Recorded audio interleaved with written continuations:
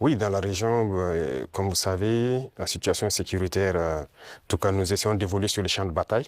Ça, c'est la première des choses, parce qu'il y a plusieurs facteurs qui rentrent en ligne de compte. Sur le champ de bataille, il y a de l'évolution. Si on prend de 2023 aujourd'hui, nous avons pu récupérer beaucoup de zones que nous avons pu pacifier. N'empêche que l'ennemi se renforce aussi. Il y a beaucoup de combattants étrangers qui rejoignent le rang des terroristes. Est-ce que vous pouvez préciser, vous parlez de quoi?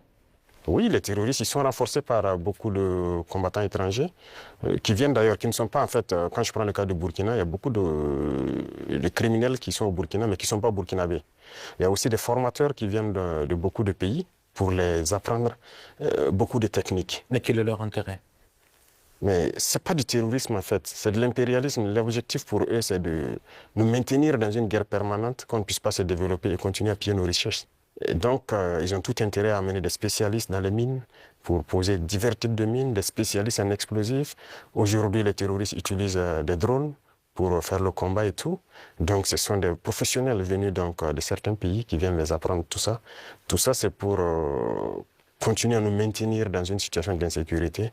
Mais nous prenons la mesure de la chose, nous nous adaptons à chaque fois à leur mode d'action et nous continuerons le combat jusqu'à récupérer l'entièreté du Sahel. Y a-t-il des pays concrets qui financent ces combattants? Tous les pays impérialistes financent ces combattants. Voilà, ils sont nombreux. On ne peut pas les citer voilà, individuellement. Il y en a qui sont même cachés, qu'on ne peut pas imaginer. Mais ils sont nombreux. Ils sont nombreux. Il y a ceux qui ne sont pas cachés et qui le déclarent ouvertement. Je parle du récent scandale avec le soutien du terrorisme au Mali. Quel regard portez-vous sur ce qui s'est passé en fait au Mali? Oui, c'est malheureux, ils l'ont déclaré ouvertement, qu'ils soutiennent les terroristes. Et nous avons aussi pu remarquer, effectivement, avec un certain nombre de technologies que les terroristes ont pu avoir, que ça vient d'eux.